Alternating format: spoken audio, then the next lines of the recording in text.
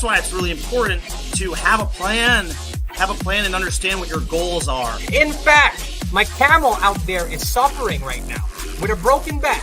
So I actually found Pepe when it was only a couple of hours old, and I'm like, oh, this is a funny meme. Oh my god. Yo! Who is this Degen? The old man is swing trading over years at a time. And it's like, that's where the real money is made. The answer is a permanent loss. With single-sided staking, you don't have to worry about impermanent loss. Really, at the end of the day, it's just a matter of a macro market. It's just what happens. If you're aware, if you're disciplined, you can hone that into further financial growth. Financial freedom, so we can actually live life and not have to be constantly living paycheck to paycheck. I mean, that's the ultimate goal, more or less, right?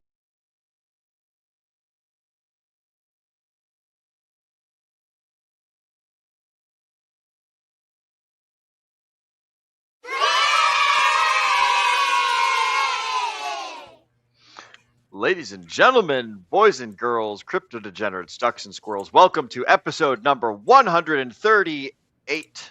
Yeah, 38 of the Degen Roundtable's Sunday News Show. Z, I just realized when we were in the green room, we didn't talk about who the fuck's gonna do the production and the running of the show. So I guess I'm fucking doing producing and announcing and things. How's it going? Ladies and gentlemen, how's it going, fellow gentlemen on the panel? For the folks at home who don't know who we are, my name is Will Stevenson. I'm a tower climber. This is Brendan, the Anonymous Bean. He's our macroeconomic specialist, and that's Zenith over there, and he's our government and legal analyst. And we're here to, Veggie Tales style, answer your questions and talk to you guys about the news and tell you what's going on. Gentlemen, how's it going? What's new and exciting with you? Brendan, you got a nice new hat, broski. It's good to see. That is definitely the star of the show tonight, is that hat. Well, thank you, good sir. It was a great sale for the 4th of July for Bruno Capello, which is a hat company. Pretty well-made hats. Most of them are hand-stitched, but they're quite affordable for what you get. So I got 2 new hats. Got the one that I'm wearing. You've muted yourself, amigo. Hang on, let me unmute you. Sorry. This one is made by Bentley Headwear. No relation to the car dealership. I was a little worried that this would be too red and preferred red, black with red trim, but it works. I like it. And then I also got a modified boater's hat, which will be really good for July 4th, Memorial Days. This will be my go-to holiday hat. Does have a red brim, so you got the red, white, and blue on there. I really wanted this one with the white brim, but they were out in my size, so ended up with the red brim. Still like it, still dig it. This was on sale for $35. This one was a steal. So nice. Other than that, man, just got home today. Just flew back from Massachusetts, seen the family. My sister turns one of my sisters turns 50 years old on Tuesday, so we celebrated her dinner last night. And went down the Cape for a couple days, saw our World Cup match, France-Morocco. But other than that, man, yeah, it's been busy. Glad to be back on. Two Sundays in a row, if you can believe it. It's good. Let's go. Good to see you. Oh, we've killed him. Wow, I must be out of practice. Okay. It's great to see you, gentlemen. As always, I'm doing well. I've had a very fun weekend. My parents came to visit, and we had a lot of fun stuff. Played some golf, watched World Cup, watched a little bit of UFC as well, and then, just doing what we do, hanging out. But I got to say, this was a very fun weekend for me, and then also a very, very good weekend for any sports fans and also meme fans as well, because I'll share this right here. This was actually probably one of the best single days of sports watching that we've had in a while. We had Wimbledon, we had Norway versus England, and we had Argentina versus Switzerland. And we also had the return of Conor McGregor to the UFC after 5 long years, fighting another absolute legend, Max Holloway. This is technically a rematch. Both these guys fought literally, I almost want to say it was 13 years ago. That doesn't sound right, but it might be. Anyways, they're both superstars at this point, so they faced off there. But overall, if you I don't can have call any... that facing off. Yeah, might as well get to it. Our home are wondering, what the heck did they just see?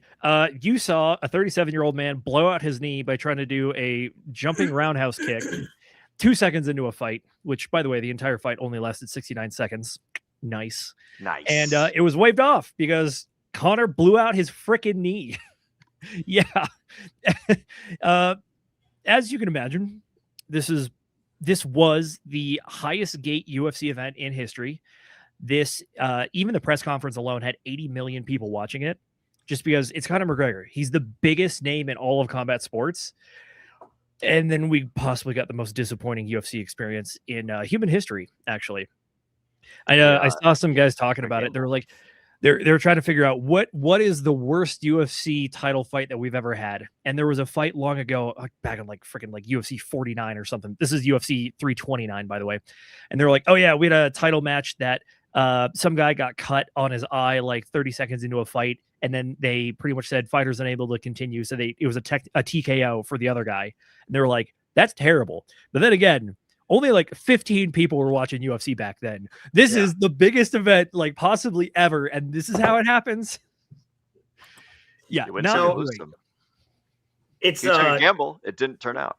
What was it? 5-6 years since he's fought. And last time he fought, he got his leg snapped in half by a standard kick. Like, look, man has more money than anyone could ever imagine spending. I'm curious what brought him back. Probably Dana White. Maybe they wanted to make money, but man, a big payday. Yeah. But he didn't need the money. That's a crazy part. Like my guess is he's worth like 100 million already. I have no idea. I'm just guessing.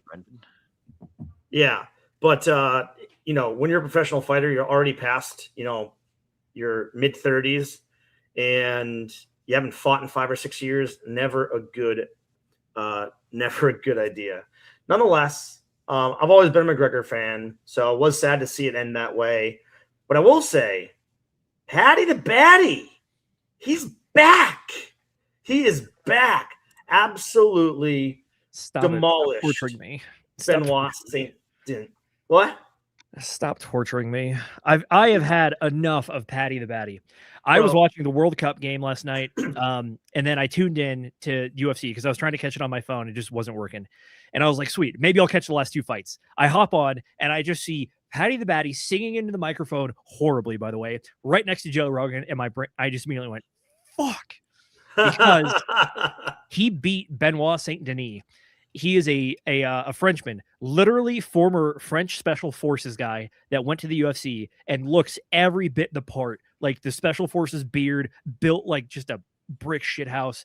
And I was like, oh, please get Batty. He's so annoying. Please mess him up. He got choked out in 50 seconds.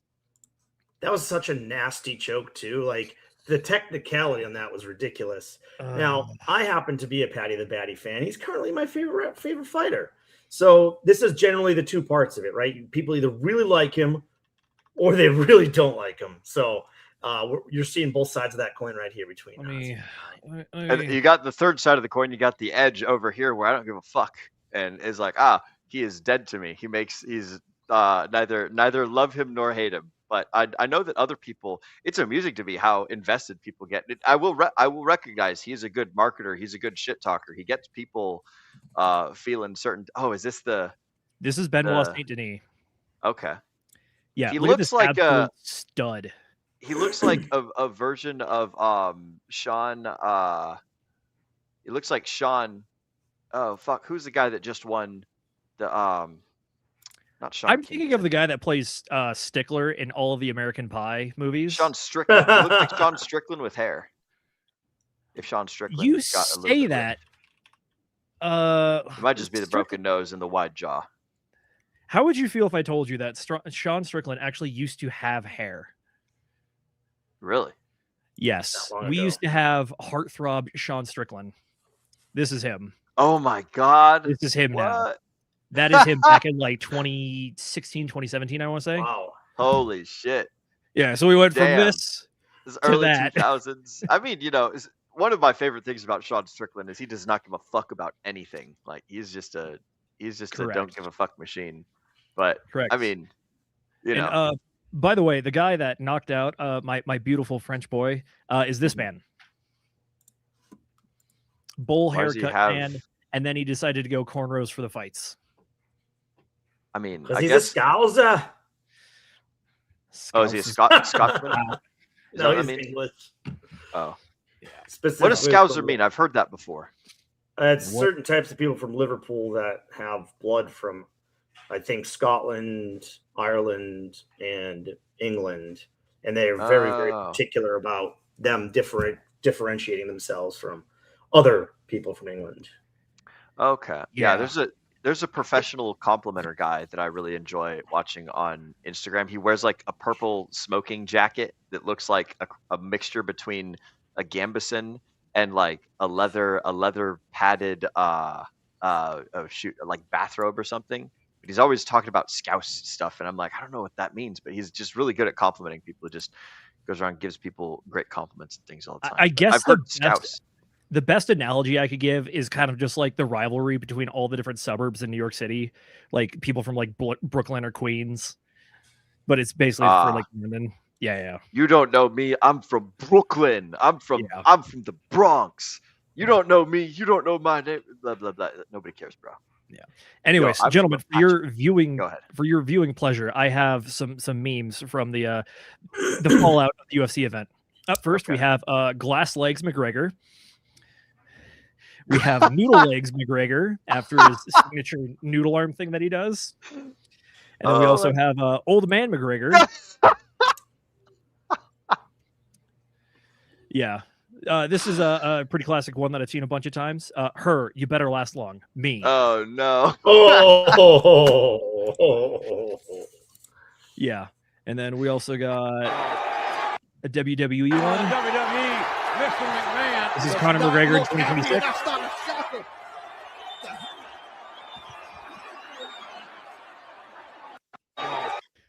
He's just because he's getting into the like the grappling stance or whatever. Yep, Conor McGregor with the fight on the line. Yep, there you go.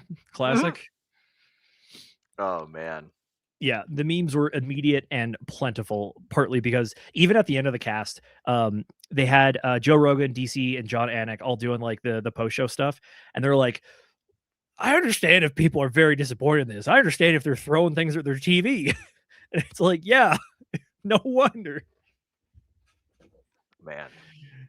It's just like, it reminds me of like the massive risk, massive gamble, massive payoff, like massive failure sort of matrix that, we're all to some degree playing, but like some of us, throw riskier throws than other ones. And just like, man, I will say like this amuses me a whole lot more than the Mike Tyson and Jake Paul fight. I'll say that was a big fucking waste of money. So at least, Conor, he went out epic, I suppose, rather than just like a candle dying in the light, I would say. That's a pretty funny stars go out with bangs, some stars go out with a whimper.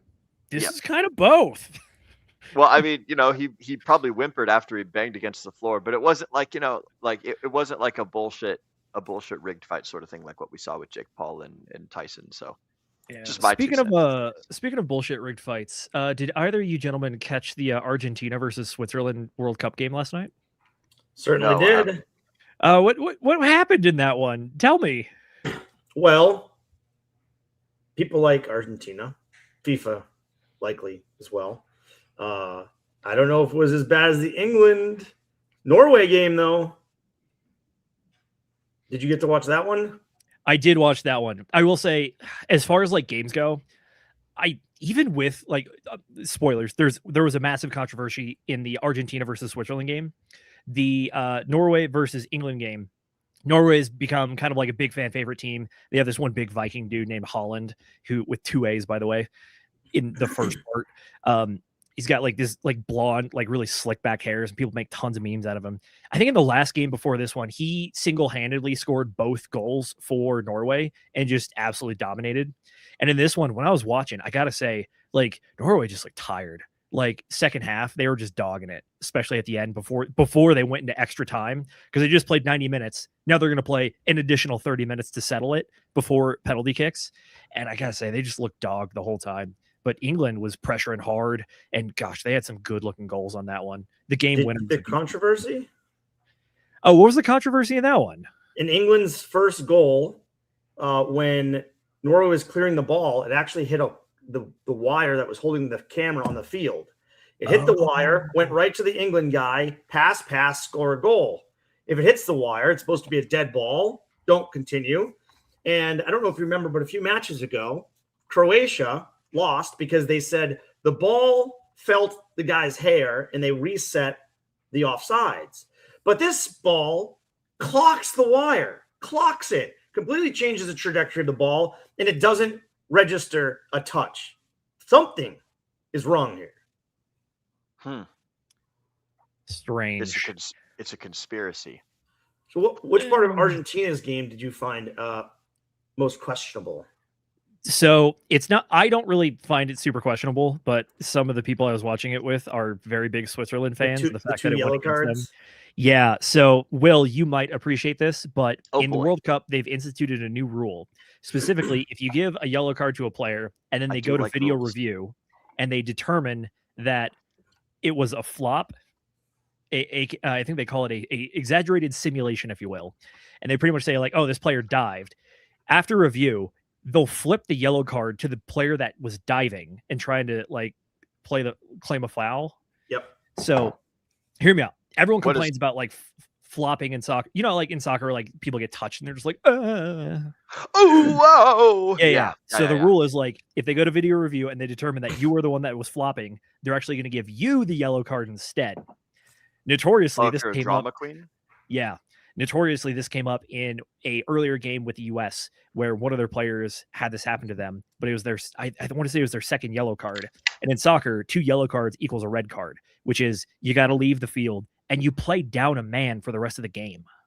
Oh. So it's like a permanent power play from hockey.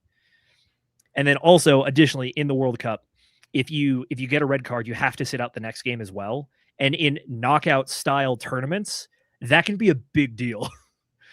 So in this one, they had the same thing happen again. And they were like, well, we set a precedent in that US game. So we have to give you the yellow card and you just have to play down a man. I mean, it was the most clear diving simulation I've ever seen. The guy Correct. didn't even right there touch with him. you. He just dove. And by the way, I'm sorry, you're already on a yellow card. So not only do you dive, but you roll around in the ground for like 5 minutes to make sure that the ref gives this other guy a yellow card. Like, you got what you deserved. I'm sorry. Yeah, look, the thing that really pissed people off is like it was a very competitive game and it was tied 1-1. And they still had like, gosh, probably like 20 minutes, maybe even 30 minutes left in the half. 30, yeah. This is the second half. So look, unfortunate situation. Like people are saying like, oh, it's at the ref's discretion. Why would you kill this competitive game? And it's like the rules are the rules. You guys have been complaining about the rules like for years. Now they fixed the rules after your complaints, and now you're complaining about this. And it's like, what are we doing? What are we doing? Everybody complains about diving and then complain that they give a yellow card to a guy who is diving. Like, make it make sense. Yeah, and then people are always doing the, oh, but what about this? But what about that? I was listening to people be like, oh, they're grabbing each other all the time. Isn't that fouls? And I'm like, hear me out. The game has gotten to a point where the physicality is just accepted and part of it. Like if you watch any corner kick, you can pick out 7 different fouls of dudes just grabbing each other and pushing each other just in the mob in front of the goal. It's like at a certain point, you either got to like penalize it hard, in which case people are going to hate it because it's like, oh, you touched a guy, free kick. People hate that. But at the same time, it's like in these very high pressure, high tension moments. And like sometimes it's really egregious. Like a dude is just straight up getting like horse collared entirely. And it's like down to his nipple. And he's like the best scoring opportunity. And they're just like, why aren't you calling that? And it's like, I don't know. You just see his 3 teammates also pulling down people's pants as well and stepping on their feet intentionally. Yeah, it's frustrating. I know soccer is called the beautiful game, but like the reality is like these are some of the world's best athletes. These are big boys playing as hard as they can. Like things are going to get scrappy, and the rule set just like it kind of doesn't handle it very well, in my opinion. But yeah. Anyways, sports ball. Am I right? I have a solution for all of this, and I'm trying to find it. It's a game. You are correct. The solution is we go to hockey rules and we just have the penalty box. Oh, no. Hang on. I'm going to pull up a share screen. And if you guys have never heard of Calcio Storico that they have over in the city of Fiorentino in Italy, this is for the folks at home. If you guys have never seen this, oh man, what a treat. Let's see if we can put this up. All right, there we go. Perfect. Thank you, Z. Can we hear the sound? So this is before the game, and what happens is it's kind of like soccer, but you wear really cool Renaissance pants, and it's like 20-something people per side.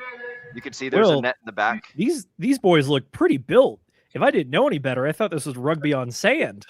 Hey, well, that might be pretty close to what it is. But here we have the city of Florentino, and ready, set, go. You know what? There's not a lot of people fucking diving down. This game is basically you run around beating the fuck out of the other team, and then you try and run a ball in, and make a score, and bazinga. There she is. But it didn't show the beginning of the match. Let me see if I can find where they fight. Yeah, where they fight. This is literally just like full. Do you see all the guys on the ground? Yeah. Yep. You literally dudes just wrestling. Yep. And so the whole thing is like you fight until you basically submit the other guy. You beat him the fuck up, and then if you get him real good, then you have to like sit on him, keep him down. And yeah, it's freaking nuts. It's freaking crazy. I was hoping that there would be like a cool. Ooh, here we go. Cosa che non accade neanche nel calcio a volte. Eccolo qua lo scettro che diamo al nostro Celeste Pin, che adesso ci aiuterà un po' a commentare questa partita. 4 minuti. Lorenzo Salvi, arbitro della partita, si prepara a dare il via alla sfida. Duccio Baglioni, sei in grado di fare un pronostico, Luis?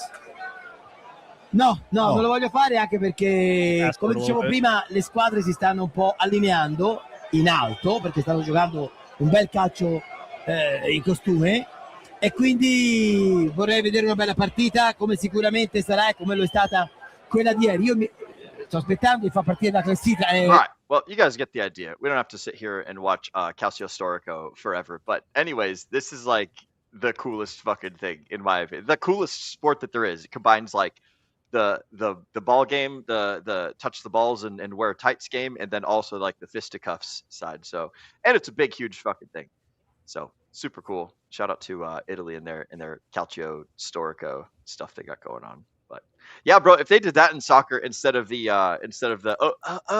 oh no, put up a yellow card and flop all over the field like a little fish, then I think that it would make soccer much more interesting, and we would certainly see a different demographic of players. Maybe if they have like pussy soccer, that is like what soccer already is, and then they have real men's soccer, which is the Calcio Fiorentino.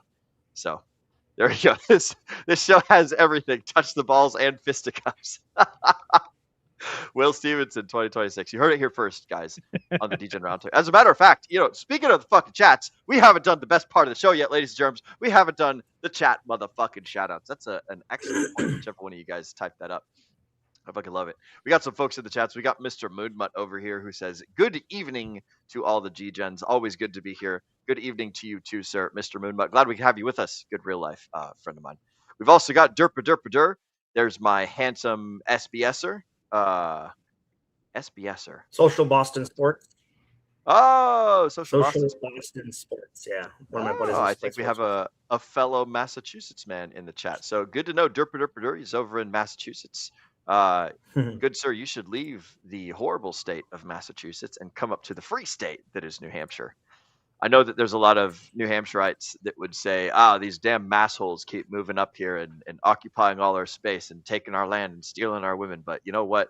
Get out of that horrible state. Come up to a real state with logging and poutine and freedom and machine guns and stuff. So good to see you, Derpa. We also got Brendan over here, letting him know he's in there for just a couple days. And we've got Mr. Josh as well. Mr. Josh, Mr. Slide 180, who says cheers. I say cheers right back to you, sir, with my delicious Natty Daddy that I'm drinking tonight, boys and girls. I got an 8% natural light fucking tall can. Zenith, I saw you were sipping on not a Busch Light. This is remnants of my parents visiting. My dad really likes the Diet Pepsi Wild Cherry. It's pretty hard, I'm not gonna lie. But I thought that was a beer. Give me like 30 seconds. How about you, Brendan? Have you been alcoholing it up lately? I know it's not a whiskey Wednesday, but in lieu of that, you got last night. I got nothing on me right now. Last night when we were watching the Argentina game versus Switzerland, I had first we watched. So we started watching the Norway-England game at a bar in Boston. After watching the tall ships. By the way, tall ships were awesome. There were like 37 huge ships came from all around the world. Dude, they're incredible. I don't know if you ever got a chance to see those, but it was amazing. They were just in New York as well, weren't they? One of my New York friends was like, "Hey, look at all these tall ships." Go ahead. Sorry, there's a delay. First half of England, Norway. Zenith, are we losing Brendan? We are losing Brendan, unfortunately. Oh, sounds like we're back now. Oh, he's back. You're back, Brendan. Say again about the tall ships. Sorry. They were just in New York, and then you said they went up to Boston afterwards? Yeah. So they did Boston yesterday, and then the Red Arrows, the British Air Force, they did a flyover at the end with all 35 ships coming through the harbor. So it was very, very cool. Went to dinner, had a couple glasses of wine. Then we went out to watch the Argentina game, and they had very, very nice vodka martinis. I haven't had vodka martinis in a very long time, and I can't tell you how many I had, but there were many. Hell yeah, vodka martinis. That's all I remember. Fuck yeah, bro. I had at least 5, maybe 6. I had an entire bottle of champagne yesterday because I was foolish and I took off. You know how they have those little corks and the little wire wrapper that holds the cork onto the glass? Well, I took the wire wrapper off and I forgot about it. And I was just like going about my day. And then like I just hear from the other room, poof, and like a big fucking noise and like the cork shooting around everywhere. And then like, oh fuck, like something fell over in the house, something big. And I came in and there's like fucking like champagne coming out of the bottle that I'd set on the desk. So I had to drink an entire bottle of champagne. Ooh, there's the Eagle. Zenith, were you on the Eagle? Yes, I was actually. This is my ship. This is U.S. Coast Guard Cutter Eagle. This is actually a war prize that we got from Germany. Yeah, this is a war prize from Germany that we got in World War II, and now the Coast Guard uses it as a training vessel to teach people about sailing and working together as a team. I spent 4 summers on this thing. Nice. And sailed it around New England, which was sweet. And then the big trip we did is I flew across the Atlantic. We picked it up in London, and then we sailed it down to the coast of Africa, to the small island of Madeira, and then went to the Bahamas, and then finished off over in Virginia. And it was wow. Sick. Yes. And the cool thing is the sails on this, you have to furl them by hand, meaning that if you want to let them go, you climb up out onto the yardarms with like 8 other people, and you all untie the lines and just drop it. And then also to put it back up, you got to get back up there, and all you guys together just like reach and just like, wow. Yeah, this thing was sick. I have some great memories, met some really good folks on it. And this is actually where I learned how to do celestial navigation. Hell yeah, very dude. Cool. That is very cool. Hard work, I'm sure, being on a boat like that, but man, it must have been a crazy experience. Yeah, it's a good time.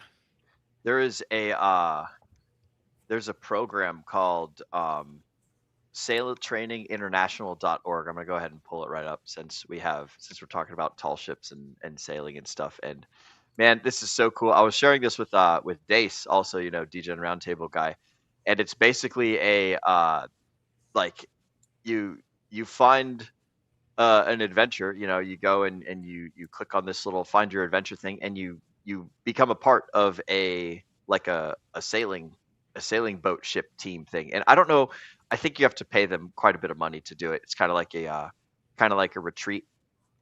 But yeah, you can go, and if you want to learn how to do sailing stuff, then sailtraininginternational.org is where they do all this racing and everything, and they get all of these ships together. Dang it, I was hoping they would have pictures or something, but a whole bunch of stuff. Maybe if we go to their Instagram, maybe that would be cool. But anyways, yeah, Sail Training International, if you guys want to be a part of a tall ship training course thing, if you're not a member of the Coast Guard, or if you're not lucky enough to be in the United States during Fleet Week, either in Boston or in New York or anything like that. So pretty freaking nifty, if you ask me. I quite like it. It's cool. Oh yeah. And speaking of cool things, we didn't gather here to talk about sailing and to talk about sports ball game and drinks and alcohol, though we could probably do that for quite a while. We came here to talk about some of the stuff that's been going on in crypto. So I'll be honest, I was talking to these guys before the show, like, oh, you can pull up the charts, broski. I was just gonna go through, like, I was gonna find a whole bunch of headlines and just like try and find what is the emotion that they're trying to get the audience to experience. But it looks like we've got some emotions charted right here, some buyers and sellers doing some things. What do we got here, Z? This is actually just a fun one because I had some folks asking me about this recently. This is the SpaceX stock chart, by the way. This is on the 1 hour, because guess what the daily looks like? Not very much, but I've been keeping a track on this thing, and currently sitting about $145. Had an initial pump all the way up to 225, but more realistically, like 218, 217 was the top there. And yeah, currently sitting down at 145. The public launch price was 150, but the pre IPO price is about 135. And then for anybody interested in the SpaceX stuff, there are a handful of unlocks that are going to be happening for people that got in on the IPO or actual stockholders pretty much over the next 180 days. Next big one is coming up here in a few weeks. And then after that, it's pretty much like 70, 90, 120, 150, 180 days post-launch is when the unlocks happen. So if you are interested in this, keep track of it. If you're going for a long-term play, just understand this is an Elon Musk-based stock effectively, and they are notoriously volatile. They almost look closer to crypto stocks than actual stock charts. Anyways, that's enough of that. Let's get to the good stuff. All right, The big boy, Bitcoin. What are we looking at? Hey, $64,000 currently sitting at. And I would argue we are currently on day 38 of the cycle. For the folks at home that have been keeping track of this, this is a slightly unfortunate cycle, in my personal opinion. This is a 60-day cycle theory, by the way, because we've already dropped below the start of the cycle twice. What that indicates to me is that this is going to be a down cycle. So at some point, pretty much in the next 20 days, I'm predicting, or probably 14 days-ish, plus or 5, probably like between 14 and 19 days, is that it's probably going to get down below 57,000 and like $750 for a cycle close. There is some good news, despite me saying price is going to go down. The good news is that, well, we had our big drop, and then we came up, we tested our 20-day moving average twice, never quite got through it, but we have now broken back above it, retested it twice, it looks like. Realistically, it's closer to once. And now we're going to go test this 50-day moving average. This is showing that there is still some upwards momentum. And if we look down at the RSI, we have been building higher lows on the RSI, but prices have been actually forming lower lows. What this is called is this is a bullish divergence. What it's signaling is that despite price dropping down, sentiment is increasing. And if you look at the volume candles, what we saw is that there was a lot of purchasing on these big drops previously. When we had the big drop back in February, there was a lot of volume that came in very quickly when we just touched this 60,000 level. And then additionally, when we came down and touched the 60,000 level, but this time it's actually like 59, there was volume as well. But now that we've dropped lower, volume is decreasing, indicating that pretty much the people that were trying to buy at these low levels have kind of exhausted a bit of their dry powder, or they're just not interested in this play anymore. So with that, still moved up, tested the moving averages. So overall, like, yeah, I'm still saying price is going to drop to probably 57,000 in like 14 to 19 days, somewhere in there, I'm guessing. But overall, there's still some movement. We're still trying to push up and get some upwards momentum going. But at the same time, in my opinion, we got to take into account the overall macro market, which is like, yeah, we're in a bear market. We're going to be in this bear market pretty much.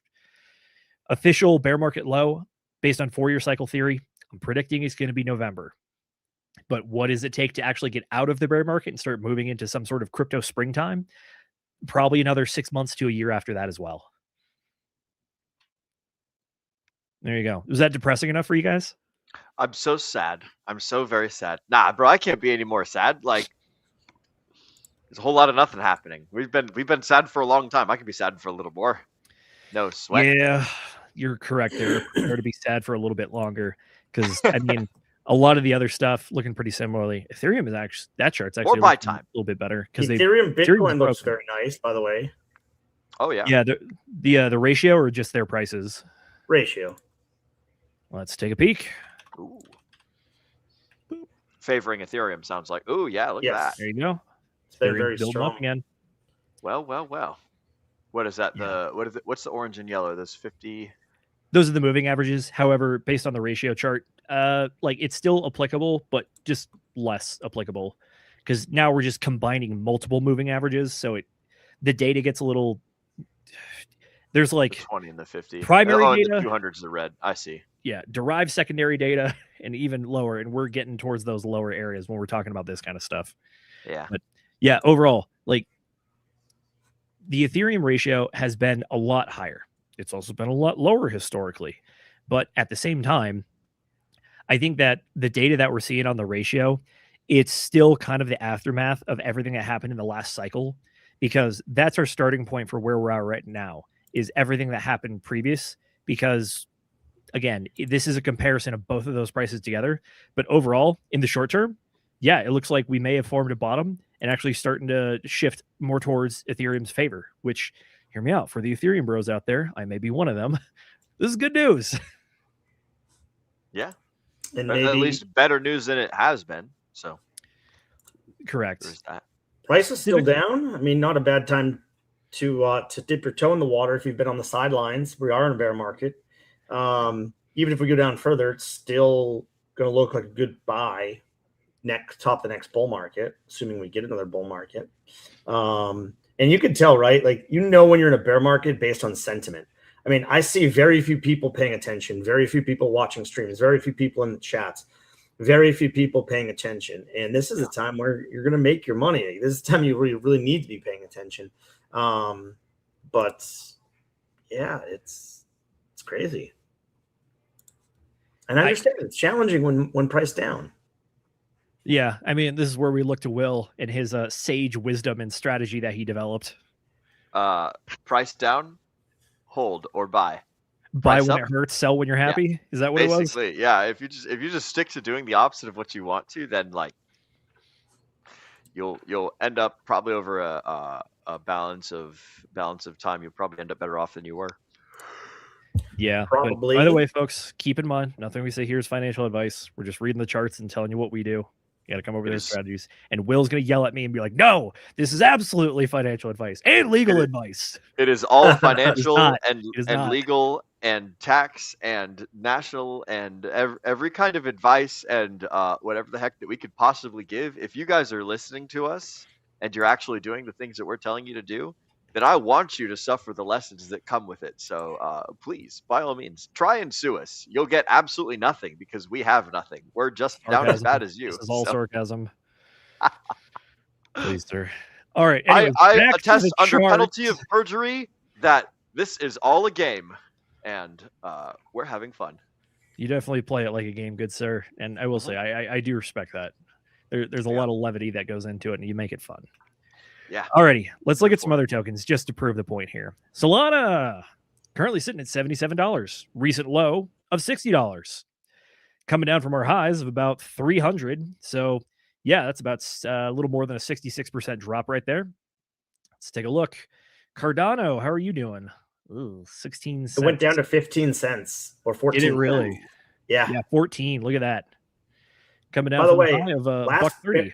Last bear market, the low was 21 cents. Ooh. Was so it Cardano really? is lower this bear market than it was last bear market. That is an interesting little factoid right there, actually. Yeah, and part of it is Cardano's at like a crossroads at the moment. You know, we've found this out in the Degen Roundtable that decentralization can also be there are ways that decentralization can actually cause issues within a team or a network. Yeah. And when things are too decentralized, the wrong people can make decisions. And essentially, they voted to make Cardano decentralized. We were so excited for it at the moment, and they gave all of this voting power to these two large entities that mostly just care about their own wallets and don't really care about Cardano, in my opinion. and there's a big fight happening within the ecosystem, and I wouldn't be surprised if this went down more. But I'll tell you, if Cardano goes down to like 10 cents, man, that would be juicy. I mean, I'm picking up a little bit around the 15-cent mark, but if it goes down to 10 cents or below, even if I don't like the coin, I'm picking it up. Not financial advice. Yeah. There you go. One of the Brendan there are a couple Phoenix. pros about Cardano, which is that it's been around for a minute. It is in the crypto space, at least. It is a bit of a household name. And like you mentioned, it is one of the chains that is really going for that decentralized model. These are all, I think, very notable things in the pros category. But unfortunately, I think that Cardano, like a lot of other tokens, including other major L1s, the fact that this last cycle was so Bitcoin centric and that Ethereum was shorted to oblivion, and Tracker's definitely harder on this one than I am, which is that it's manipulated. But just the fact that it was, and you can see it in the price chart, because Ethereum performed so poorly, and because all the attention was focused on Bitcoin, everything else in the ecosystem this time around actually did not really get that like buoying effect of Hart's Law or the bonding or liquidity bonding. And we just never saw the highs that we saw. Sure, I just showed you that Solana chart that went to $300 after being at like $20, but that top is not in line with anything else. The drops are definitely in line with a lot of stuff, but the altcoin market in this last cycle got absolutely jacked up when it comes to kind of like the natural order of things and how like a rising tide lifts all ships. We just didn't see it because we just saw so much concentration in Bitcoin, and we saw a lot of some real sketchy stuff going on in the rest of the market. Yeah. Tell you what, let's take a few. And I'll say the other benefit of Cardano is they were one of the things that Cardano did before a lot of people is try to have a privacy focus with the midnight rollout, which was fine. It was good. I haven't really used it much, to be honest with you. But it is ZK. It's like a partner chain that it integrates with Cardano. So it's unique in that sense, but they're, some of the first to really start to push forward with privacy and build out some of those things. So they're still pretty much as slow as they are to build. What they've built is a pretty solid foundation that I would not be surprised if in the future is a very usable tool, and that some people would be very, very interested to keep alive. So look, I sold a bunch of people that were in our chat know that when Cardano hit $116 on the big pump last year, that I sold like a good chunk of mine. So if you held it down to 15 cents, my apologies for you, but I'm not as high as on Cardano as I used to be. So I was very happy with that sell because I was buying at the 22-cent mark, 23-cent mark last bear market. But if you held and you round tripped, it's now lower than what you bought last bear. So that sucks. Anyway, yeah, take it away, Z. You mentioned something, which is that Cardano was kind of one of the leaders in the privacy stuff. And I think that this is a bit more of a relevant trend that we're seeing nowadays, because even in the last few months, we've seen Zcash and Monero go on just absolute tears price-wise. And those are fundamentally privacy tokens. Additionally, I wasn't planning on covering this tonight, but we actually got a update from Vitalik. This is pretty much his projection for the next 4 years of what they're doing with the Ethereum Foundation, going for lean Ethereum, not a single one-shot upgrade, but a collection of improvements. Where did it go? One of the things that he actually is talking about in this is privacy as a fundamental point of Ethereum itself. Mm-hmm. Yeah. Design of these new state types is an area where we need a lot of feedback from application developers, including privacy-friendly application developers, and probably several rounds of iteration. Ethereum will need to have a virtual machine other than EVM in one form or another. At the very least, needs something like lean ISA or recursive Starks, and the gains are large in exposing it to users so that we support programmable privacy and better scalability. Yeah, privacy is no longer an afterthought. It is a first-class goal. When designing frames, the mempool, additions to the state tree, we explicitly ask the question, okay, how do quantum-safe, intermediary-free, privacy protocol transactions go through with this, and what is the overhead? So I think that the DeFi's kind of winning a little bit when it comes to this trend, because we're seeing more tokens that are getting support for being a privacy token. We're seeing projects actually adopting privacy and looking at it more seriously. And then we've also gotten a handful of wins in the legal system when it comes to like mixers and stuff, which is ultimately just privacy in action on chain. It's trying to just disguise transactions so that you can't track people. And that's privacy right there. Because kind of like the double-edged sword of crypto is like, cool, it's anonymous, trustless transactions anywhere in the world instantaneously, but also everything's on the blockchain ledger so that we can both be trustless. But theoretically, if you start to associate those specific things with people, you can start tracking. So look, I'm happy that we're seeing the privacy trend. Shout out to Cardano for those guys actually trying to be some of the first ones to get into it. And then also for everybody that caught some of those privacy token pumps in the last few months, hats off to you guys. You are the true winners in this bear market at this point. Yeah, seriously. I will say one more thing about Cardano, and then I'll shut the hell up about this stupid chain. But if you are not familiar with Ethereum Foundation proposing native UTXOs, Cardano is already doing that. Like, they've already built that stuff. So Ethereum is actually copying some things that Cardano has already built out. So I do recommend going and looking at that kind of stuff, because they as slow as they build, and as the infighting has really hampered them recently, but they have some cutting edge stuff that other chains are just now getting around to building. Very true. I do have one more token that is a bit of an oddity. So let's bring back up the old screen. Apparently China's doing pretty well. This is Tron. This is the weekly chart going all the way back to 2021. Do you gentlemen notice any trend here? Up and to the right, bro. Very strong up and to the right. Very steady too. Granted, along the way there have been some like decent drops and stuff, but if you compare this with even just like the Bitcoin chart, no, that's horrible. Never mind. Ignore that. That's a messy chart. Yeah, that's the one I try not to show people with all my chicken scratch on it. Yeah, that's the Bitcoin chart, which is like, okay, cool. It's some pretty good growth. We had our top. Granted, we didn't like 2x the all-time highs or anything, but Tron has just been going up. Previous high of about 17 cents, currently sitting at 33 with a recent high of like 38 cents. So at current time, when we're in the bear market, this is still 2x higher than the previous all-time highs. Kind of wild. That shitty token? Yeah, unfortunately, I will admit, this is one that I'm not super familiar with, just because it's a foreign chain. They primarily deal in a language that I do not understand. Yep. So might need some AI to help me translate it. But outside of that, like, it's still in the ecosystem. It is still tied to a lot of other things through various liquidity pools. But the trend is strong and undeniable and very unique at this current moment in time. Yeah, big Asian focus for Tron. Yeah, Tron is makes Justin Sun. Makes sense with Justin Sun. Yeah. Yeah. Okay. I was gonna say Justin Sun. Yeah, he has done some like the world's best carry trading for his ecosystem. What did he do?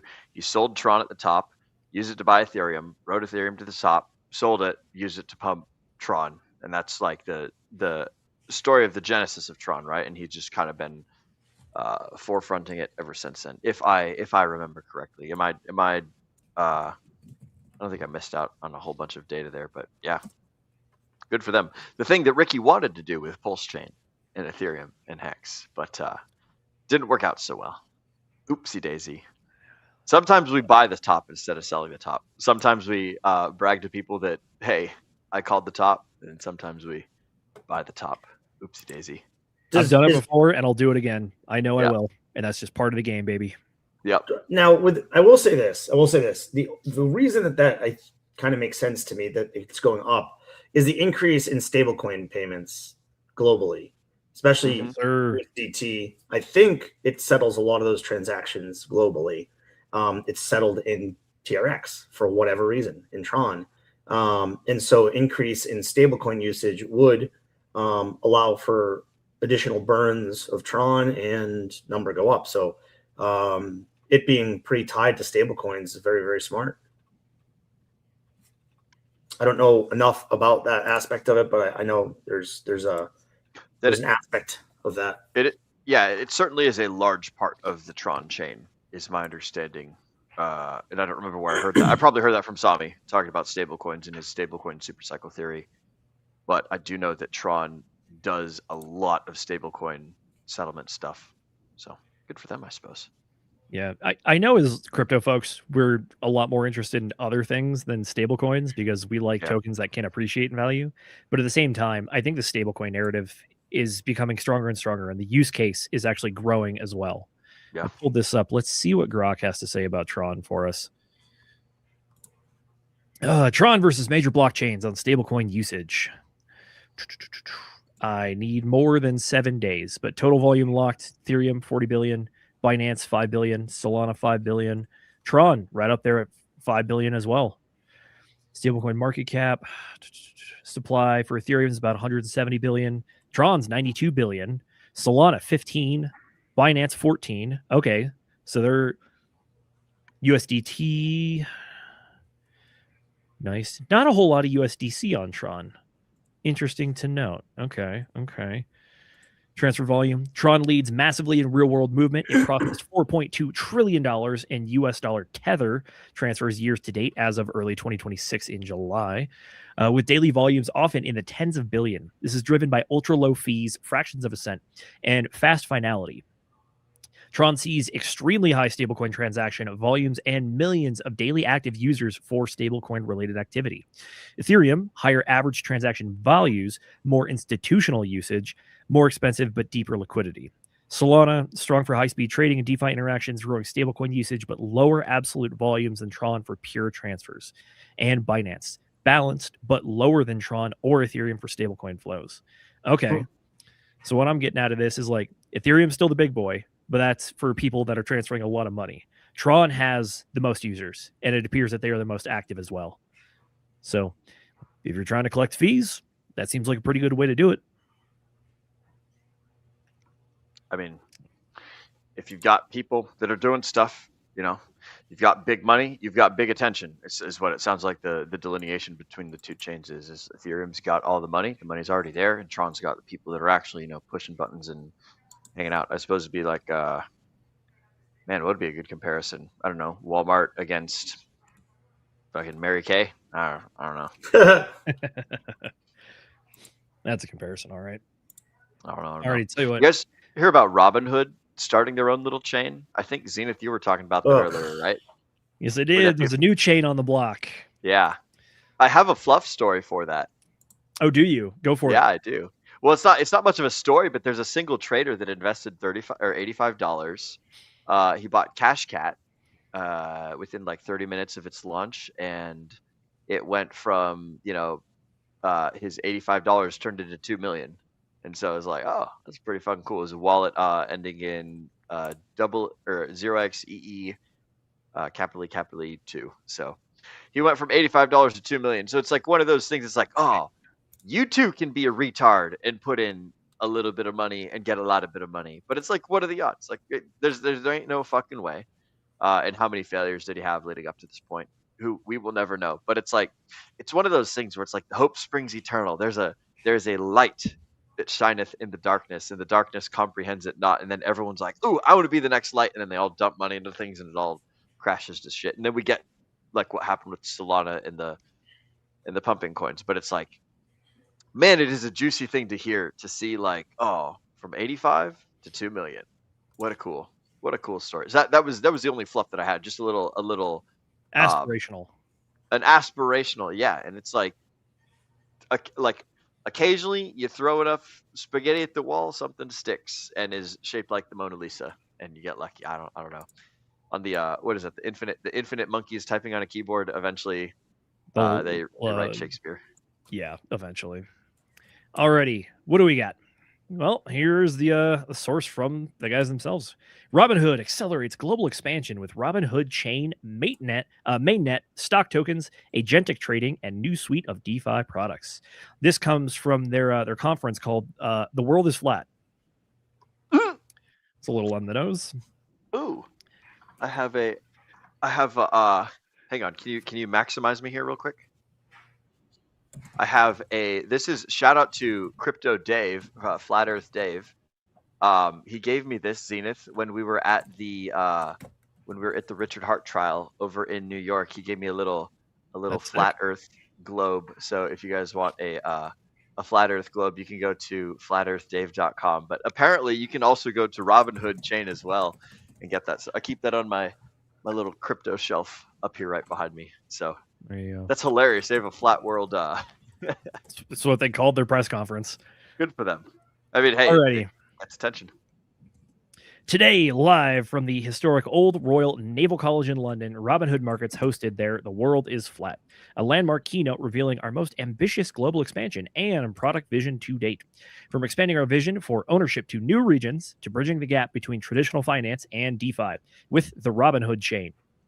We're breaking down legacy financial borders to give customers unprecedented access to global markets. Quote, decentralized finance unlocks possibilities beyond what traditional finance can offer, but historically, it has required technical expertise to navigate, unquote. That's from John Kurbat, the SVP and General Manager of Crypto International at Robinhood. We're officially launching the public mainnet of Robinhood Chain, built on using the Arbitrum platform to institutional standards and natively connected to Robinhood's on-chain users. This Layer 2 blockchain provides a turnkey environment for builders. The Robinhood chain ecosystem is actively growing with day one partners, including Uniswap, which is developing a dedicated AMM to serve as a primary public liquidity pool, and Pleiades, which is deploying proprietary AMM to serve as primary prop trading venue. With deep integrations from industry leaders like Alchemy, BitGo, and Chainlink. Interesting. The chain features fast block times and out-of-the-box DeFi primitives like lending and borrowing. AI native and purpose-built for real-world assets, Robinhood Chain creates a permissionless environment for builders to innovate seamlessly. All right, initial reactions? I mean, my initial reaction is fuck Robinhood. Yeah. I'll be honest, guys. Robinhood's the reason I got into crypto and got out of traditional finance. Like they're gonna have to do a lot of fucking work. They're gonna have to make a lot of fucking progress to win my vote of confidence back, because like I was part of the, like, you know, apes hold GameStop forever. Yep. Yeah, you know, and like, and it was literally all their fault that I decided to look into other avenues, that I was like, oh, I can buy Bitcoin on Cash App. How cool is that? And I dropped Robinhood as soon as I could, because I was like, oh, fuck this shit. Like, I don't own this Bitcoin on there. Whew. So yeah, fuck Robinhood. Fuck your centralized chain. I don't believe for a second that their DeFi products are actual DeFi products. I think they're DeFi. You know, I think they're hashtag DeFi or whatever. Yeah, I feel that sentiment. What do you think, Brendan? It sounded like you had a thought as well. Yeah, I mean, I deleted my account after the GameStop bullshit. So just for those who don't remember, when GameStop was being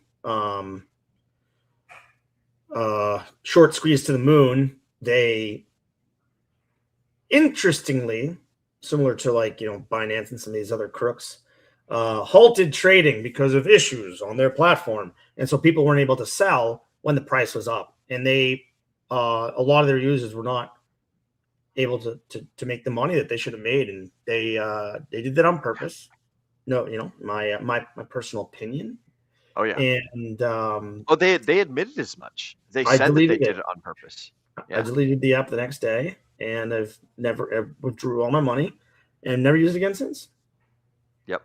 So I don't have any confidence in them. I don't know how anyone could. Who even uses Robinhood anymore? Now, again, like you said, it's like so easy to finally be able to use Zenith like I do. So easy I do not, but I was going to say it's probably a very similar Venn diagram of like people that use Polymarket, people that use Robinhood. Yeah. Wow, it's a circle. Yeah. But they do in a sense make it easy, you know, to buy and sell small things. But yeah, good luck. I hope you fail. And like, yeah, really give them the business. Oh my gosh. Okay. I carry that same sentiment, man. Like, fuck Robinhood. You know, they can't undo the. It's like, you know, you can forgive some small things, but like they basically like if you're a girl and your boyfriend punches you in the face and then later is like, I'm sorry, I'm sorry, I'm sorry. It's like, no, I'm out. I'm gone. I'm done here. Like I'm not like, there is no coming back from this. You have committed the what is the in Harry Potter, like the 7 unforgivable spells or whatever the hell it is. Like, Yeah, the unforgivable curses. yeah, they have cast Avada Kedavra, you know, or abracadabra, whatever the fuck it is. And like they told their audience to go fuck themselves. They told their regular old user guys, you can go screw yourself, so that way, you know, big money can keep making big money. And there ain't no coming back from that. Like I don't care how much apologies, how many cool things you do. Like honestly, their best bet, and Robinhood, if you're listening to the show right now, this is financial advice for you. If you guys just, you know, disband your business and make a same thing under the new name and pretend to be like, oh wow, it's not Robinhood, this is Little John or something, right? This is Little John Chain. And it's like, I'd be like, oh fuck yeah, it sounds great, you know, because fuck Robinhood. You know, they would be better off, I think. And that's if they want to win their detractors back. Now they might still have a higher market share of attention being the same thing that they are and just fooling the masses, pulling the wool over the eyes of the people inside the middle of the bell curve, right? You know, the people that, unlike us on the left and the right side of the bell curve, that said fuck you Robinhood as soon as they did their little shenanigans. So I don't know. They're probably doing what they're doing for a good financial reason to empower themselves and make more money off the backs of the common folk. But yeah, I hold that same sentiment. What do you think about all this, Z? What's your thoughts on this? Me and Brendan say fuck Robinhood.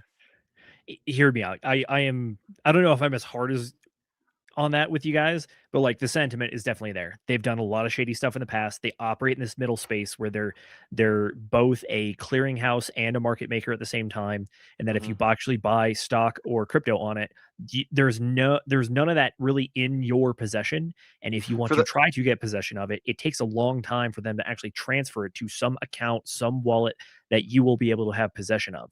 It's like, even if you want to go from like Robinhood to your traditional like stockbroker or stock account like Fidelity or something, it takes a decent amount of time to actually transfer that stuff over. So the best analogy I can give you guys is that, like, if you're trading on Robinhood, you're not really trading the underlying asset. You're trading the price of said asset as determined by the market. You're trading the price. You're not trading the thing itself. Yeah. I wanted to say real quick for the folks at home who have never heard of a clearinghouse before, it's basically just the intermediary between the buyers and the sellers. That's what a clearinghouse is like, you guarantee that every seller has a buyer and you guarantee that every buyer has a seller, and you're that person while you wait and you find someone else. And generally speaking, clearinghouses, they make a nice little arbitrage because they will hold something in wait. So it's like, if you want to sell it for $1, they'll buy it for $1, and then they'll wait till somebody else wants to buy it for $1 or sell it for $1.25 or whatever the fuck, you know. And they make the spread off of the two of them, and that's how it works. Or they make trading fees. One of the two. That's how clearinghouses work. So it's like, I only just recently learned what a clearinghouse was, but it's basically someone that it's a place where a whole bunch of people can go to relieve and obtain debt and also buy and sell assets and things like that. So yeah, Robinhood falls into the bucket of disruptive technology because I'm pretty sure they launched similar time to like Uber and Airbnb and stuff like that. The reason that they are disruptive technology is because when it comes to legal definitions of Securities Exchange Commission, you're supposed to keep clearinghouses and market makers separate. They kind of act as both. But because they operate in their own little space that they carved out in a gray zone, the SEC has taken action against them, but they've also settled and won and lost in various cases, so they're still operating today.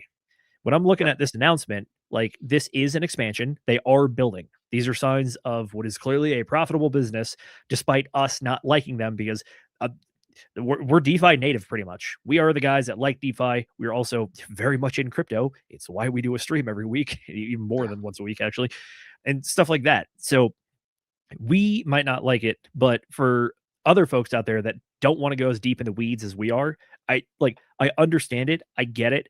You do have exposure. You do have possible upside to gain if things go well. But at the same time, if you want the true functionality, Robinhood just isn't there. So when they're launching stuff like this, it kind of raises an eyebrow for me. I'm like, you are historically not the people that actually like build the things or interact directly with the systems, and now you're directly trying to build a blockchain. It's like, all right, that's interesting. But I will transition over to this real quick. I found this clip from some gentlemen. They are the Buy Hold Rant channel over on YouTube, and they did a little bit of a cover of this event. Let's see what they have to say. Right. And then the big one to me was I don't even want to say announced. They re-announced Robinhood Chain because they announced this a year ago. Okay. And I guess now it's more live. Tokenized stocks and selling. Exactly. That is the most exciting thing, I think, and it opens it up accessible to people in other countries, which is pretty cool. Yeah. So if you don't live in the U.S., it's actually pretty hard to invest in U.S. stocks. So this is a pretty solid workaround for people who don't live in America. And then on top of that, there are benefits of it being on chain. So it's fairly instant settlement, right? You don't have to wait a couple days for the cash to actually hit your account. It's open 24 hours a day, 7 days a week. And you can send stocks to other people, just like how you could send a Bitcoin to someone or, any token to someone. So for example, it's looking like I might lose this Robinhood bet. I'm going to have to send you a share of Robinhood, and that's going to require me to sell a share and then just send you the cash, and then you have to buy the share, as opposed to me just sending you the share directly, which this I only accept the share directly. Right. I want a paper printed share so I can frame it. Right. There you go. The gentleman did highlight a few points there. So not only is this a crypto chain, but similar to what Solana has actually been doing with tokenized stocks, Robinhood is trying to tokenize stocks as well. So it's not just crypto, it's also real world assets. That magical thing that we've been talking about for a couple of years now, which is like this stuff's coming on chain. Theoretically, your house deed could go on chain, stuff like that. I think that this is following a trend that we've seen developing. It's still in the very early stages, but we've seen it working out. Notably, the SpaceX launch also had tokenized stock on Solana, and they cleared like over $300 million in the first 24 hours. So it is real. Solana appears to be one of the chains that's doing the stock tokenization, but it seems like Robinhood's trying to get in on it now. And the second point that they brought up there is that if you live outside of the United States, it's kind of hard to get in on the United States market. Blockchains are everywhere. So if it's on the blockchain, it's open to you no matter where you are pretty much. So look, call it market expansion, call it just kind of the shit coin of stock companies getting in on the action. But I think it's a kind of cool development, and I think it will draw some eyeballs, and they have been partnering with some notable folks as well. Which is not nothing. It's certainly not nothing. Speaking of which, who are they partnering with? Let's take a peek. Robinhood Chain launches and adopts Chainlink to unlock access to the on-chain economy for millions of users. For the folks at home, Chainlink is a layer 0 blockchain protocol that is supposed to go between a bunch of other blockchains and act as an intermediary. And in this case, they're actually using it, I'm not going to say primarily, but heavily for its Oracle services. So let's see. This is coming to us from PR Newswire. Robinhood Chain, Robinhood's Ethereum-based Layer 2 blockchain has adopted Chainlink as its official data and cross-chain Oracle infrastructure, powering Robinhood Chain and all Robinhood-issued assets, including stock tokens like NVIDIA, Google, Apple, and more. As part of the integration, Chainlink, their cross-chain interoperability protocol, CCIP, data streams, and data feeds are now live on Robinhood Chain mainnet from day one. I don't know why it's hard to say Robinhood Chain. Blah, blah, blah. Delivering verifiable data for tokenized RWAs and unlocking secure interoperability across the multi-chain ecosystem.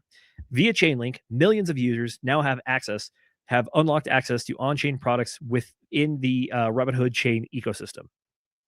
As one of the world's largest financial apps going all in on blockchain infrastructure, this marks a major milestone for the mainstream consumer adoption of on-chain finance. Through Chainlink, Robinhood Chain is now natively connected across chains and able to scale, able to offer its users highly secure real-world assets at scale, all powered by market-leading infrastructure that secures over 70% of DeFi and has enabled more than $31 trillion in transaction value. There you go. Chainlink's getting in on it. Well, Chainlink's pretty cool. First off, they have a hexagon-shaped token, so that's nice. I do like hexagon-shaped tokens, and I'm not surprised to see Chainlink, which is mostly an Oracle network, partnering with Robinhood to do, especially if they're doing the tokenization thing, because it's like Chainlink gives price data and information data and like puts that into blockchain stuff. And if Robinhood's doing both blockchain and real world assets, then it makes sense that they would be using Chainlock. So it all fucking tracks. It's true. The reason I'd be surprised to see Robinhood partnering with the Zen network. I don't think if Robinhood and Zen token partnered, I don't think that would make a whole lot of sense. But Chainlink, yeah, that's good, bro. There you go. The reason I think this is actually kind of a big deal is because of this. Chainlink, if you notice here, this is number 16 when it comes to total market cap or just size of the token. Obviously, we have our top 10, which does include a bunch of stablecoins, but realistically, we're looking at like Bitcoin, Binance, Bitcoin, Ethereum, Binance, XRP, Solana, Tron, Hyperliquid, Doge, Zcash, Stellar, Monero, Cardano, and then Chainlink. It's kind of on the short list for the biggest names, and Chainlink was a bit of the darling of the last cycle. It launched back in 22 or 23, I want to say, and it kind of went on an absolute tear. Chainlink did a very good job of replacing what previously was kind of the biggest layer 0 blockchain, which was DOT. So, I forgot about DOT. Yes, exactly. They launched 2019. Holy moly. Chainlink? Yeah. Link token was 2017, but they went live on 2019. Holy smokes. Yeah. Sorry, Chainlink. Layer 0 blockchains have kind of been an enigma, which is that we all know that one of the most dangerous points for blockchains are bridges between different chains. What the layer 0 is trying to do is be that bridge for a bunch of different chains kind of at the same time. So theoretically, if you could get a layer 0 to work well, it would almost be like this silver bullet that would solve some of the biggest problems that are plaguing crypto. Granted, we still have bridge hacks like almost daily at this point, it feels like. And I don't know if the layer 0 problem has been officially figured out, but as far as who's ahead in the competition right now, it's Chainlink by a good margin too. So the fact that they are not only building their own chain over at Robinhood, partnering with the most prominent layer 0 as it stands right now, this is going to give them access not only to a bunch of new users, but also a bunch of different blockchains as well. This is a degree of integration into the entire crypto ecosystem that I think you can't really ignore. And again, like I mentioned, it was a joke, but like the people that use Robinhood, I think, are not the DeFi natives. They're not the people spending all their waking hours like us looking at crypto and stuff. And they vastly outnumber us, I would argue. So just from user adoption standpoint, this does increase user adoption and getting more people into crypto. And it also does it, or I imagine it's going to do it in a way that you don't have to be like a full crypto wizard to do. Granted, at the same time, you're not truly using crypto if you kind of go through this method. It's probably, I haven't seen it, but I imagine it's probably like crypto is the back end and the front end is still that Robinhood app that you're using. So you're not going to know all the native crypto things, but you're still using crypto, which is still being plugged into the overall market.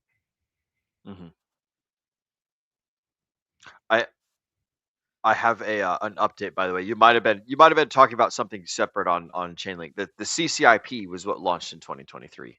So that was the token and the ecosystem and everything. It was separate from the cross-chain interoperability protocol, which was 2023. So yeah, you were totally right on that one. Yeah, only 3 years. Wow, and already they've been doing a lot. Good for you, Chainlink. They're big. I don't know. I know you guys voiced your displeasure with Robinhood, and I'm right there with you as well. But at the same time, this could position them as a pretty big player inside the crypto ecosystem. Yep. You don't have to like him to make money off of him. I'll say that. True. There you go. There I don't is know, Brendan, am I just like getting high on my own supply over here, or what? Is this actually a story, or am I just trying to entertain the people at home? You are muted, good sir. Nice. I'd say both. I mean, we're always trying to entertain, but look, Robinhood, love them or hate them, they're a big name in the industry, and they're a big name in both the crypto side and the stock side. They're one of, like you said, the few companies that are really looking to do both. And I'm just gonna shut my camera off because my for whatever reason my internet's bad tonight. But I like fuzzy picture, Brendan. It's a good picture. Yeah, it's been rough. But so I think it's worth talking about. I think it's important for people to know what's going on in the industry. Do you remember when we told people, like, be careful and don't buy Trump coin? Because it says right here in the white paper that you can't sell it or trade it. Well, now people are pissed off that they can't sell it or trade it. So it's important for us to talk about things, even if we don't necessarily like them. And even if I'm not giving a good perspective other than fuck Robinhood, you at least, took a good side and told the good people what it's really all about. Public service announcement. DGen Roundtable. Robinhood's on chain. Don't fucking touch it. Or do touch it. Or do touch it. And don't be surprised if it fucking bites you in the ass. I don't know. I wouldn't mind buying it if I get it at the right price. Like, I'm sure they're going to launch a token. I haven't even looked into it. Did you mention anything about that, Zenith? Have they mentioned anything about launching a token? They're launching a platform. I assume they're going to launch a token, right? They're going to need some sort of gas fees or something to that extent. And so, there's money to be made in weird places in crypto, and that might be one of them. Not financial advice, but I would certainly look into it just because of the size of the company that it is. Not to say that I would definitely buy it, but SpaceX, if that really dips in the next 3 to 6 months, that's when I really want to get into. The crystal ball is a little fuzzy on that one, but based on just the fact that it's a volatile stock because it's an Elon Musk thing, and then also the unlock schedule going forward, I imagine that when those unlocks happen, people will be selling to, try to take profits if it does exist. So I think over the next 180 days, there might be a few good opportunities to get in to SpaceX, and you can also scoop it up on chain. So if you want to get in on that, there you go. Put your limit orders in now.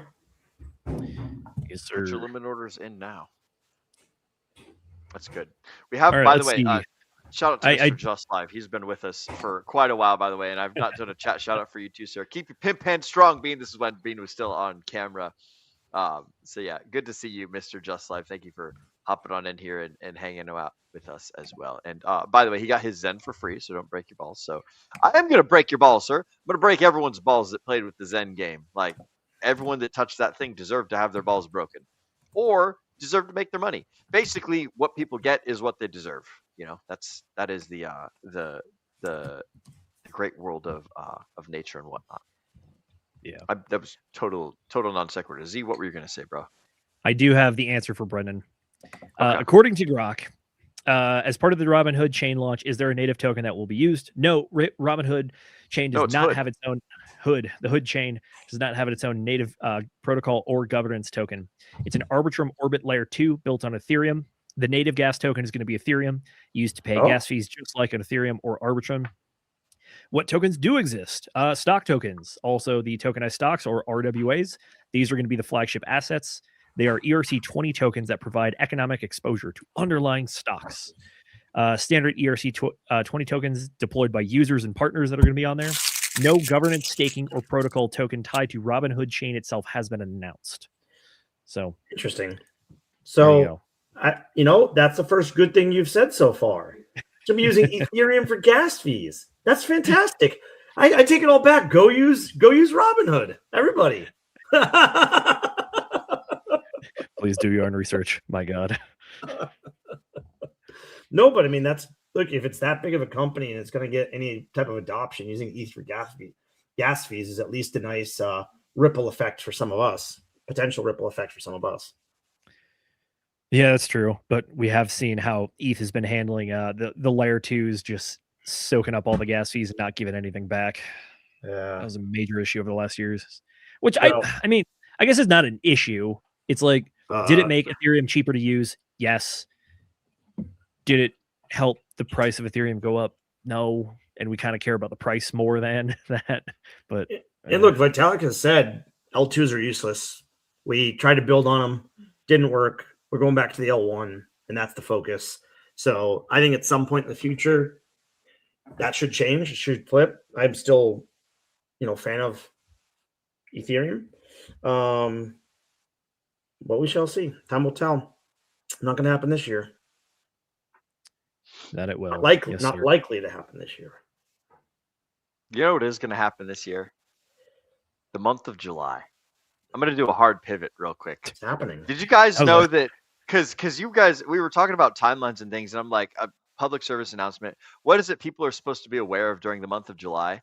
Just so you guys know, the month of July is National Grilling Month. It's National Picnic Month. It's National Hot Dog Month. It's National Anti-Boredom Month. And so the thing that we got to tell the folks at home is, like, while you're out there perusing all these different cryptocurrencies that are launching and all these different things that are happening and going crazy and whatnot, make sure that you guys have your hot dogs. Make sure you guys, it's also National Blueberry Month. I didn't know that there's all these things having to do with July. National Horseradish Month, National Baked Bean Month. It's a lot of these things are food related. National Independent Retailer Month. I don't know who decides all this stuff, who's the one that writes down all these things, but we need a National Crypto Month. I need to figure out which month is National Cryptocurrency Month. It's probably not November. It's probably not December. I could almost guarantee it. What's the best month in crypto? I can't remember when most of the it would be like March or April or something, right? Z. Whatever happened to sell in May and go away? Sell in May and go away. That's the one. Yep, May, not March and April. It's National May month. It would be the cryptocurrency month. So I guess July. Enjoy your hot dogs, enjoy your grills, your horseradish, and your independent retailers. Oh, also National Cell Phone Courtesy Month. So I guess take your fucking phone off speaker if you're talking to someone in a public place, so that way they don't have to hear your entire conversation. But yeah, that's probably it. But we haven't talked about the Clarity Act at all. We should probably touch on the Clarity Act before we rock and roll away on out of here, right? That we should. Alrighty. So the infamous Clarity Act, the thing that we always get. I swear it's coming. 2 more weeks. We're almost there. Like next week, I swear. And then here we are, because we started covering this in the 2nd week of January, if you can believe that. Currently, it's been covered for so long. Keep going. It's been a while. So current status, it was originally passed through the House back in the summer of 2025. In January, it went before the Senate Banking Committee for markup, and then it actually got passed through the Senate Banking Committee about a month or 2 ago, I want to say. And now, allegedly, the timeline, the goal was to get it through the Senate by July 4th. That has not happened. But it is at least slated to go to a floor vote before the end of July, hopefully, and then get reconciliation sometime in August, and then also going to the desk of the presidency, assuming that everything goes successfully there. So overall, more progress, not guaranteed, but at least it's on the docket now. Yeah. Am I just going crazy? Is this Groundhog's Day over here or what? I mean, bro, I've been saying this forever. You guys have been saying this forever. We're just getting fucking blue balled by this damn thing. We've got it's sitting on the legislative calendar under There's a date. Orders. There's a date now, July 17th. There is a date. I mean, like, we do have a date for the next hearing on the Clarity Act. It needs a 60 vote threshold to pass the Senate filibuster, though. It's I don't know. We'll see if it gets 60 votes, but apparently, like, they're not doing a terribly great job to secure the 60 votes in the Senate. So we'll see, man. We'll see. It's a can that keeps getting kicked down the road, you know.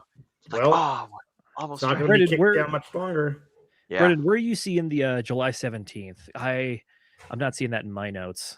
Yeah, I'm looking for that too. I started on X today. I have not confirmed if these people are lying to me or not. It's the current situation with the Clarity Act. Let me see if I can find it. I got this one from HR 3633. Yep. 5 days. That's the 17th.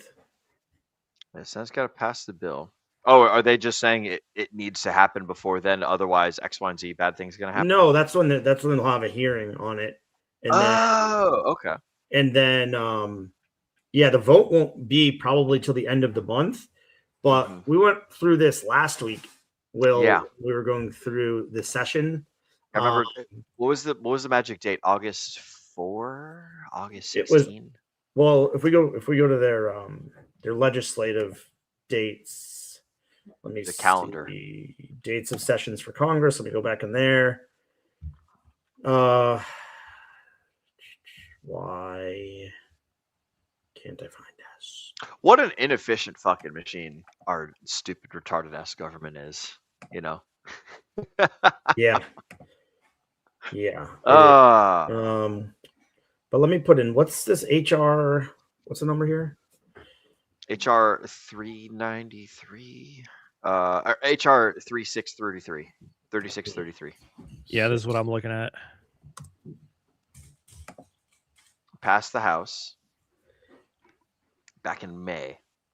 Or no, back in that's 2025. Shit, passed the House in July 2025. It's been 1 a year. God damn. The Banking Committee narrowly advanced it by May of this year. Placed on Senate legislative calendar under General Orders calendar number 423. Let's see if we can find that. Yep. 60 vote threshold. Senate lawmakers and committees remain divided over stablecoin yield compromises, DeFi regulations, illicit finance guardrails, and ethics provisions regarding government ties to the crypto industry. Yeah, we'll see. Yeah, as far as the notes that I have for this one is the bill originally missed its July 4th target for passage and signing, and then the Senate returned from recess, or they will return tomorrow, leaving roughly 20 working days before the August recess, which is August 7th. 10th, thank you. GOP leadership is targeting the week of July 20th, so not this week, but the week following. The 20th would be that Monday. And then allegedly a new draft version of the Clarity Act may be released as soon as next week, mid to late July. And people are still just saying it's so close. We're almost there. Well, after it passes the Senate, the House and the Senate have to get together to reconcile the differences in both bills that are passed. Because the House passed a bill, and now the Senate's updated that bill many, many times. And so then they have to reconcile the differences between the bills and before it can go to the president's desk for signing. So it needs to happen. Like I do have the Congress dates here, which I pulled up last week, but I'll just share my screen and show you this shortly. Let me know when I am up. You're up, sir. So you can see as we're talking, they were just out of session. They just got back into session. So essentially tomorrow, Monday, is their first real day back to work, so to speak. And then they're in session for a month before taking another month off. So as we mentioned last week, if it does not get passed before they go, on vacation August 10th, then when they come back, we have midterms in November, which means everyone's going to be focused on upcoming elections. We're not going to have the same Senate, which means that could be another year before this passes, if ever. So for me, it's now or never. This is now or never. And look, shout out to Cynthia Loomis. She has been all over this. She has been the one biggest, I think, driving force in trying to get this over the finish line.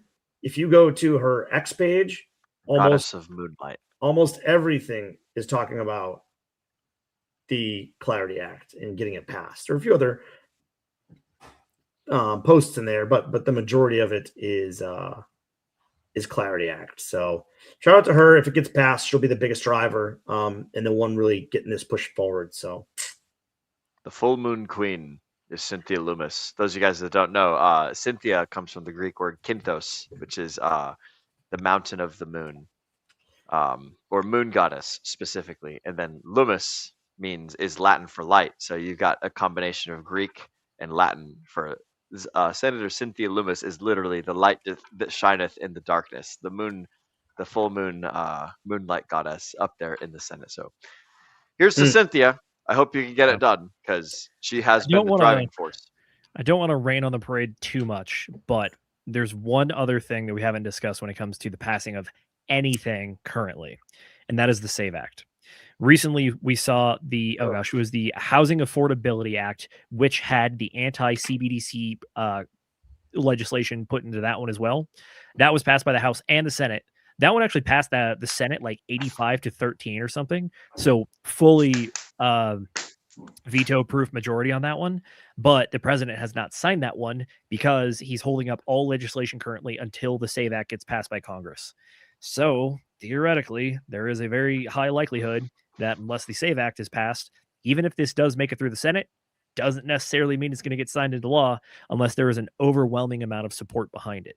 But the little silver lining on that one is that, well, anti-CBDC stuff got put into that other bill I just mentioned, and that one passed with 85 votes. You only need 66 to get to that veto-proof majority, and that is a good margin. Back in 2025, we didn't quite hit those numbers, or I think we might have actually. There was still a very strong push for the original Genius bill, which was the stablecoin bill. So as it stands, the scoreboard shows that crypto legislation is getting through at pretty good margins. So even if we don't get the SAVE Act through, which I kind of hope we do for personal reasons, but just saying, like, crypto is actually in a pretty good stance as it stands right now. Granted, it's very speculative what I'm going off of, saying that past votes will justify future votes, but the political football changes day to day. So overall, I'm still feeling pretty optimistic. And I do have, where'd you go? Our favorite. While you're pulling that up, I'll go ahead and ask a rhetorical question. You guys remember back when Congress used to actually make laws and not just like, fuck around and talk about what we're going to spend money on? Yeah. Pepperidge Hey Farm guys, numbers. Here's what's a crime. Here's what's not a crime. That's our job, And nah, dude, we're gonna talk about we're gonna talk about all this dumb shit. What do we got here, Z? Polymarket currently sitting at 46% to get this passed into law in 2026. Hey, we were at like 60 when me and Brendan did the show last week, I think, which yeah, what's 1 week ago? Can you do 1 week? I think we were around 50%, but it's been 1 week since you looked at about 49, 48, yeah. Yeah, around 50%. So we're about the same. A little bit on the shallower side. Wow, it dipped it all the way down to 39% at one point. But yeah, honestly, it's a coin flip. It really is. It's fucking blue balls, man. That's what it is. Look, the coin flip statement is statistically 100% correct. However, at the same time, it doesn't feel good to be like, oh yeah, this very critical thing that we've been working on for like years at this point. Yeah, 50-50. Oh. And you know what? I'm just in a bear market mentality. I have no faith. I'm right there with you, bro. I'm right there with you. I'm happy to be proven wrong, but I'm setting myself up for disappointment. So hey, tell you what, I will cap this. We'll cap this off a little bit. You guys had a question at the start of the show, which is that what exactly is going on right now? And what is the overall vibes of the market? Everything we've seen is we're in bear market. Vibes are very much down. However, I would argue that there is a strong trend with all the news stories, which is that people are building. New things are coming out. We cover the Robinhood stuff this time. The Ethereum Foundation has gone through an entire overhaul recently. They had layoffs, restructuring, launched a separate Ethereum institutional to cater to institutional sized investors. And they also released a roadmap for what they're effectively calling Ethereum 3.0. The fork was 2.0. This is 3.0. Granted, it's going to happen allegedly in 2030 when they're done with it. But at the same time, I think my major point here is that, look, it's the bear market. People are building. And I think that similar to the kind of strategies that we go for, the bear market is a time for making moves. It doesn't feel good, but it's a time for making moves. You are correct. I have a bi-weekly Bitcoin buy-in that I started a couple of months ago now at this point. Restarted Bitcoin buys. I scooped up some Ethereum when it was, 1,700, give or take. And I have also added some Hex and some Pulse Chain at these super low prices. And, I'm going to shout it out again, but I've been making a lot of money using Actuator Protocol. So if people have not familiarized themselves with that, Johnny Chaos is now on the Actuator Protocol train. He's been putting out some videos. So if you want to go learn, I was just about go to with say, Crispy Man or Johnny, or previous streams where we've actually gone through it with you. So, I mean, I've made 150,000 Hex in like a couple of months. I know that's like nothing from a dollar standpoint, but that's a serious chunk of Hex. Yeah, it's $100 right now, but what is it later? Yeah, well, I also got lucky that there was a big jump in Actuator price for the token. Oh, yeah. And I had been sitting on some, and then when it jumped to almost double what it is currently, it had run up huge against Hex. I had a big swap, and so I kind of just luckily hit it perfect. So that happens once in a while, usually on the opposite side. But yeah. By the way, big shout out to all the guys that are still out here streaming and stuff. I see Crispy Man, I see RH Max and Coffee. Those guys are, and I know there's plenty more that I'm not getting to, but despite everything, you guys, me and me, yeah, saw me. Sami's dude, Sami's been fucking carrying. Shout out to Sami, man. That man's got a back built for carrying. Yeah. We've pulled it up multiple times on the show in the last few months, but like the sentiment indicator for how much attention people are paying to crypto, all-time low. Low. But shout out to the guys that are still here. Y'all are awesome. And there's a reason that we are proud to call you guys our friends. Yep. Yes. So go like the stream, subscribe, join our Telegram. Yes, sir. Do all the YouTube pleasantries. Hop on up in there. Yeah. So that being said, time for the end of show thoughts. Before we hop out of here, anything that we didn't cover, Brendan? Anything that we didn't cover, Zenith? Pump.fun is having unlock soon as the big meme coin that was really powering a lot of stuff, or the provider of said meme coins that was powering Solana. They're having a major unlock coming up soon. So if you're invested in that, be aware of what's going on, because guess what? Unlocks typically mean sales and price go down when people sell. Just saying. All right. Yep. Brendan, anything we haven't covered? No, that was good. Let's chop it up with you guys. Yeah. It's been fun, guys. It's been real good. For the folks at home, you guys can find the DGen Roundtable at t.me/DRT join now. We stream every Wednesday, Friday, and Sunday, starting at 8 p.m. Eastern. Brendan, where can the folks find you? You can find me in the Telegram. You can find me at anonymous_bean on X. And you can find me, maybe at the World Cup final. I don't know. We'll see. Oh. Very nice. We shall see. Very nice. What about you, Z? Where can the folks find you? Folks, you can find me over on X and Instagram at ZenithDI. If you have any good posts that you find on X, please tag me in them. I would love to see them. I've been talking about everything crypto, macro markets, and some good memes, especially the UFC memes. Those ones have been pretty great lately. But if you do want to hang out with us more directly, you can find all of us inside the Telegram, which you can access by scanning the QR code directly here. Outside of that, we're going to be back on Wednesday for a Whiskey Wednesday segment, and then we're going to be back on Friday for book club. Yes, I do apologize. My parents came to visit, so I had to delay this week. But keep in mind, we're doing a big book this week. We're doing The Theory of Money and Credit by von Mises. This is a classic economics 101 book. Fair warning, she thick, so get in there early and often so that we can blast through this thing, all 18 hours of it. But I'm looking forward to this one. It should be a very important entry into the book club series. And then outside of that, we're going to be back next Sunday, baby, talking about the latest and greatest going on in crypto and everything in between.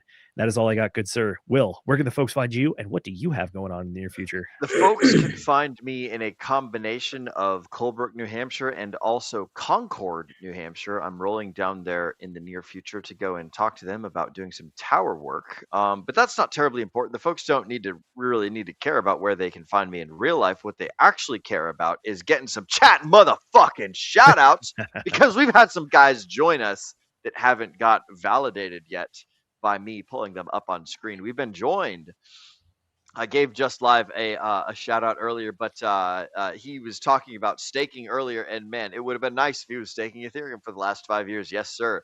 Hindsight certainly is 2020. Good to see you, Mr. Just Live. We've also got Diamond Hand Degenerate has rocked and rolled on in here. W to Blueberries, July, the National Blueberry Awareness Month, as well as hot dog and grilling and horseradish and Independent Retailer Month. So very good to see. And we've also got Mr. Hexkin Lost in Asia has rock and rolled on in here. Did a report in class on the Clarity Act yesterday, the last class for the Masters. Well done, I sir. presume he's talking about the Masters degree and not the Masters golf tournament. So shout out to you, sir. Getting your Masters. We fucking love to see it. Most excellent and outstanding. And not only that, we've got Mr. Diamond Hand Degenerate. Wilden, shout me out. Wilden, shout at me. I am heartbroken. Diamond Hand Degenerate! I'm shouting at you, but I'm trying to keep it moderately low. I don't know what it sounds like when I come over the speaker and I'm shouting. I know that like it does crazy sound things. So, Mr. Diamond Hand Degenerate, this is my most radio voice shouting, and I want to say that I shout you out, good sir, and I hope you have an excellent and awesome time listening to the show. We've also got Mr. MVS Crypto in here.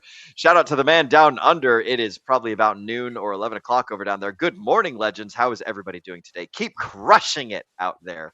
Absolutely. Good to see you, MVS Crypto. I hopped on into one of their Twitter live streams that they had going on. I wasn't really sure what they were talking about. They invited me to speak, but I didn't have my headset connected to my computer at the time, and so I was just like listening and things. But they had a whole bunch of cool people talking about a whole bunch of cool things, and so shout out to MVS Crypto, you and Neil for T-shares, and all those guys doing all those things that you're doing. Keep it up, broski. I love the as much as I in our private DMs, as much as I talk shit about the newsletter that's coming out. I do like that you do it, broski, and I hope that you keep doing it and keep staying active in the community. We love to see it, and there's literally nothing bad that's going on. So I wish you the best, and I'm glad that Mr. Diamond Hand Degenerate is amused by all the antics, and that's all we got for the chat shoutouts, ladies and germs. So with that, I would like to thank you all for spending your valuable time on the DGen Roundtable. As we like to often say here, we know that time is your most valuable asset. We appreciate you spending that asset right here with us. Ladies and gentlemen, my name's Will Stevenson. His name's Brendan the Anonymous Bean. And his name way over there is Zenith the Digital Investor. But more importantly, you have been watching the DGen Roundtable. And I'm the producer tonight, so I'm getting my trigger finger ready. And it's been fucking with me the last couple times I tried to do it. So it's time to remind all you guys at home to remember to DGen responsibly.